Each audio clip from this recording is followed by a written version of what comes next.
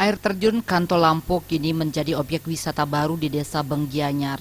Air terjun ini terbentuk dari calung-calung terowongan yang dibuat untuk antisipasi debit air berlebih. Dalam 2 minggu ini, debit air yang melewati terowongan ini melebihi kapasitas sehingga air bendungan keluar dari calung-calung dan berubah menjadi air terjun.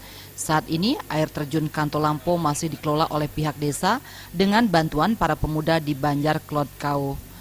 Bendesa adat Bengnyoman Wija mengatakan ke depan akan dilakukan penataan, baik itu akses jalan maupun pembuatan tangga menuju lokasi air terjun serta area parkir.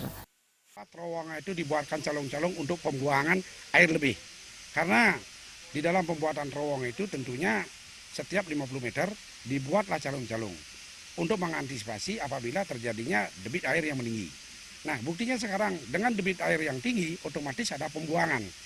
Dengan adanya air terjun ini ditata oleh pemuda-pemuda kita. Karena kemarin kita untuk penataan masalah parkir, penataan masalah jalan. Kalau jalan sudah jelas 2016 ini kita untuk Kelurahan Beng ini akan mendapatkan proyek hotmix. Kita akan sampai di sini. Nah, kalau penataan masalah akses jalan menuju ke air terjun itu kita sudah akan bicarakan. Kantolampo ini adalah tempat pesiraman atau petirtaan Ide Betara Gunung Jimbar. Tempat pesiraman atau tempat petirtaan Ide Betara dalam Saning. Inilah kita peduli dari lingkungan Banjar Adat Klodkangin menata akses jalan, menata tempat suci ini supaya kedepannya itu bisa berguna bagi masyarakat yang melangsungkan upacara adat, yang melangsungkan pengabenan dan lain sebagainya. Air terjun Kantolampo sebelumnya merupakan sungai atau beji yang digunakan masyarakat setempat untuk memohon air suci pada saat ada upacara pengabenan maupun upacara yadnya lainnya.